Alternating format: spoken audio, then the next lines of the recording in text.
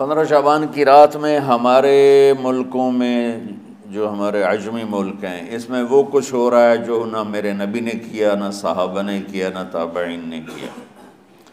عجیب و غریب عبادات گھڑ لی ہیں، عجیب و غریب اس کے اعمال بنا لیے ہیں اپنی طرف سے، اور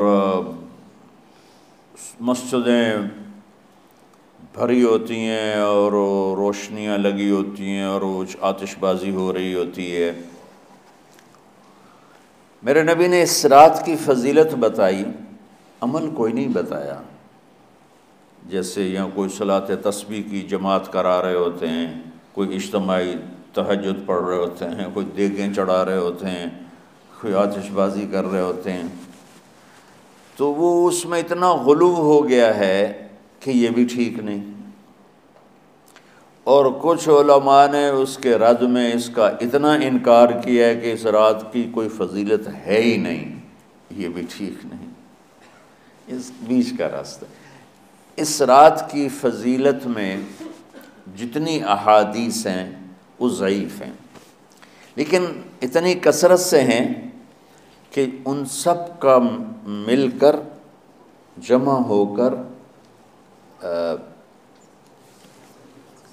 کم از کم وہ حسن لغیر ہی تک تو پہنچ جاتی ہیں۔ اور ابن عثیمین رحمۃ اللہ علیہ نے بھی یہ لکھا ہے کہ زیادہ سے زیادہ ان احادیث کے مجموعے سے، چونکہ اگرچہ ضعیف ہیں لیکن کافی زیادہ ہیں، تو وہ حسن لغیر ہی تک پہنچ جاتی ہیں۔ تو حسن لغیر ہی سے کوئی عمل ثابت نہیں ہوتا، عمل ثابت ہوتا ہے صحیح حدیث کے سے۔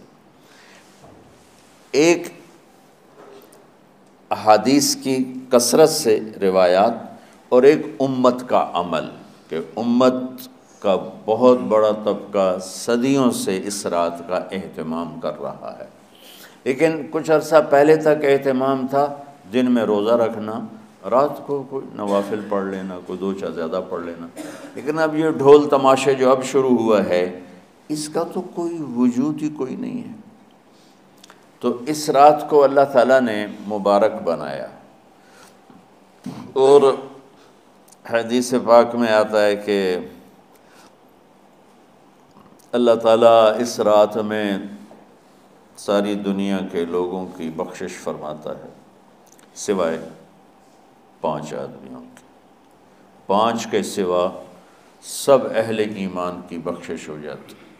مشرک، المشرک، پہلا مشرک، دوسرا مشاحن، مشاحن کیسے کہتے ہیں؟ دل میں بغض رکھنے والا، کینہ رکھنے والا۔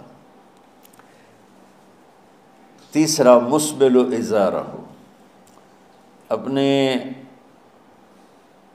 پاجامے شلوار چادر کو ٹخنوں سے نیچے تک لے جانے والا، لیکن ایک شرط کے ساتھ کہ وہ تکبر کی وجہ سے ہو، سستی کی وجہ سے ہے، غفلت کی وجہ سے ہے۔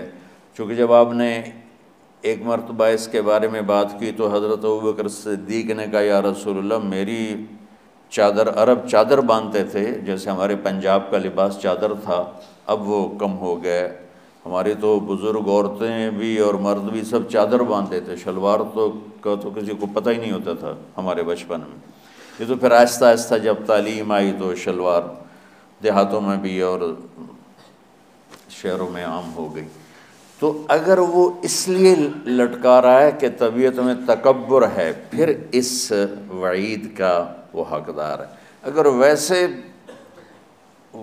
اس کی نیچے جا رہی ہے تو میرا مالک ایسا، وہ تو ہے ہی رحیم و کریم، ہے ہی رحیم و کریم، ہے ہی رحیم و کریم، صرف شلوار نیچے لٹکانے سے وہ اتنی شدید سزا دے۔ اگر اس کے پیچھے تکبر ہے، پھر ہے، یہ تکبر نہیں ہے تو انشاءاللہ وہ اس سے محفوظ ہوگا۔ تو اپنی چادر کو لٹکانے والا، لیکن بشرط تکبر۔ کتنے ہو گئے؟ عاق لوالدیہ، ماں باپ کا نافرمان، نافرمان ایسا کہ دکھ دینے والا. چھوٹی موٹی اونچ نیچ تو ہر بچے سے ہو جاتی ہے، نہیں، جن نے والدین کو ٹکڑے ٹکڑے کر دیا ہو اور ان کو دکھ دے دے دے دے کے ان کا سینہ چیر دیا ہو. چونکہ آپ کہتے ہیں پرزے پرزے کرنا کسی چیز کو، تو اپنے دکھ دے کر اپنی بدتمیزی کے ساتھ اس نے ماں باپ کا دل زخمی کر دیا ہو، ایک یہ نہیں معاف ہوتا. 5واں مدمن خمر، مسلسل شراب پینے والا، مستقل جو شراب کا عادی ہو. ان 5 کو مؤخر کر دیا جاتا ہے. معافی نہیں ہونے کا مطلب یہ نہیں کہ اللہ تعالیٰ کبھی معاف نہیں کرے گا. معافی نہ ہونے کا مطلب یہ ہے کہ یہ 5 ایسے گناہ ہیں کہ اس کی وجہ سے بخشش رک جاتی ہے. اگر وہ شرک سے نکل آئے، وہ کینہ سے نکل آئے، وہ تکبر سے نکل آئے، وہ والدین کی نافرمانی سے نکل آئے، شراب چھوڑ دے، تو ان کی بھی بخشش ہو جاتی. جب کوئی توبہ کرے گا فوراً بخشش ہو جائے گی. نہ 15 شعبان کی ضرورت ہے، نہ لیلۃ القدر کی ضرورت ہے، نہ بیت اللہ جانے کے ساتھ توبہ کی شرط ہے. جہاں بھی وہ بیٹھ کے توبہ کرے گا، جس لمحے میں کرے گا، اسی وقت اس کی توبہ قبول ہوگی اور اللہ اس کے پچھلے سارے گناہوں کو معاف فرما دے گا.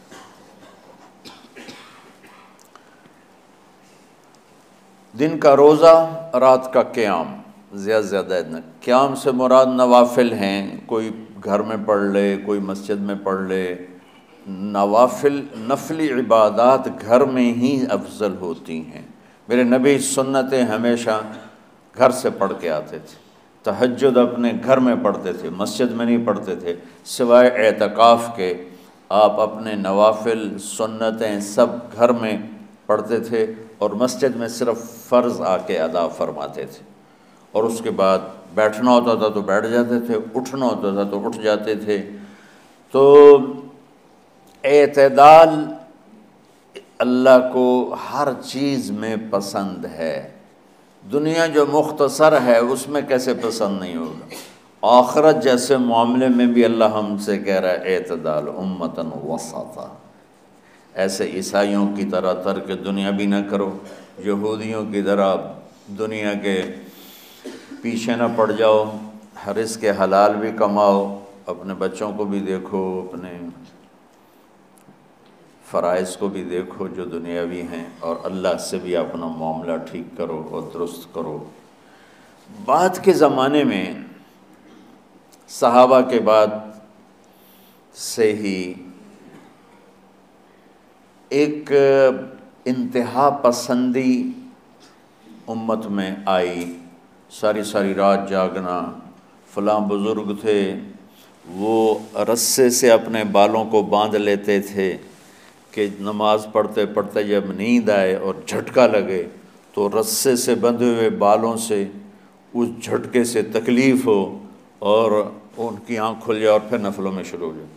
ایک فلاں بزرگ تھے وہ اپنے آنکھوں میں نمک کا سرما لگاتے تھے تاکہ آنکھیں جل جائیں، اس میں وہ جلن پیدا ہو جائے اور نیند اڑ جائے.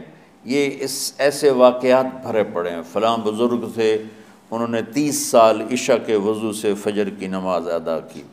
یہ اپنی جگہ پہ بزرگی ہے، لیکن یہ بھائیو یہ دین ہم پیش نہیں کر سکتے.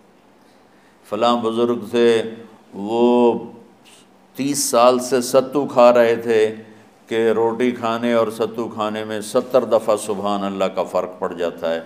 تو روٹی کھائیں تو 70 دفعہ سبحان اللہ کم کہہ سکتے ہیں، اور ستو کھائیں تو 70 دفعہ سبحان اللہ زیادہ کہہ سکتے ہیں. تو لہٰذا ان کا مجھے تو 30 سال ہو گئے، میں تو ستو کھا رہا ہوں، میں تو روٹی نہیں کھا رہا. یہ دین نہیں ہے. یعنی یہ وہ دین نہیں جو ہم انسانیت کو پیش کر سکتے. یہ تو لوگوں کو دوڑانے والی بات. یہ راہبانیت کی شکل ہے. یہ وہ دین نہیں جو ہم لوگوں کو پیش کریں گے تو وہ کہیں گے واہ واہ واہ واہ کیا دین ہے بھائی، قبول کرو. یہ ایک قسم کا غلو آیا. میں ایک حدیث سناتا ہوں، بخاری شریف میں بھی ہے، مجھے اب ہر شے بھول گئی. لیکن وہ ہے نہی الغلو، اس طرح کر کے آپ لوگ زیادہ جانتے ہوں گے جو پڑھ رہے ہیں کہ غلو سے نہیں۔ حدیث آپ کو سب کو یاد ہوگی کہ 3 صحابہ آئے اللہ کے نبی کے گھر اور پوچھا کہ اللہ کے نبی رات کیسے گزارتے ہیں؟ تو گھر والوں نے کہا سوتے بھی ہیں، جاگتے بھی ہیں، کھاتے بھی ہیں۔ تو وہ تینوں آپس میں کہنے لگے وہ تو نبی ہیں، سوئیں بھی تو کوئی بات نہیں، اور شادی ہے کوئی بات نہیں، ہم تو نبی نہیں، ہمیں تو کچھ کرنا چاہیے۔ ایک نے کہا کہ میں ساری زندگی روزہ نہیں چھوڑوں گا، ایک نے کہا کہ میں ساری زندگی سوؤں گا نہیں، ایک نے کہا میں ساری زندگی شادی نہیں کروں گا۔ تو دیکھنے میں تو واہ واہ کیا بڑی بزرگی ہے بھائی، بڑے بزرگ ہیں۔ ہمارے نبی کو پتہ چلا آپ نے تینوں کو بلا لیا، کہا تم مجھ سے زیادہ اللہ سے ڈرنے والے ہو، میں تم سے انا اتقاکم یا اخشاکم، الفاظ آپ لوگ کو زیادہ یاد ہوں گے لیکن مفہوم میں صحیح پیش کر رہا ہوں۔ آپ نے کہا میں تم سے زیادہ اللہ کو جانتا ہوں، تم سے زیادہ اللہ سے ڈرتا ہوں، میں سوتا بھی ہوں، میں کھاتا بھی ہوں، میں روزے بھی رکھتا ہوں، میں چھوڑ بھی دیتا ہوں، میری بیویاں بھی ہیں، میں اپنی بیویوں کے پاس بھی جاتا ہوں۔ تم دین میں غلو سے بچو، پہلے امتوں کو ہلاک کر دیا دین میں غلو۔ دنیا میں غلو یعنی انتہا پسندی، ایکسٹریمسٹ ہونا، دنیا ہو یا دین ہو دونوں میں اعتدال بچو، اللہ تعالیٰ کو پسند ہے۔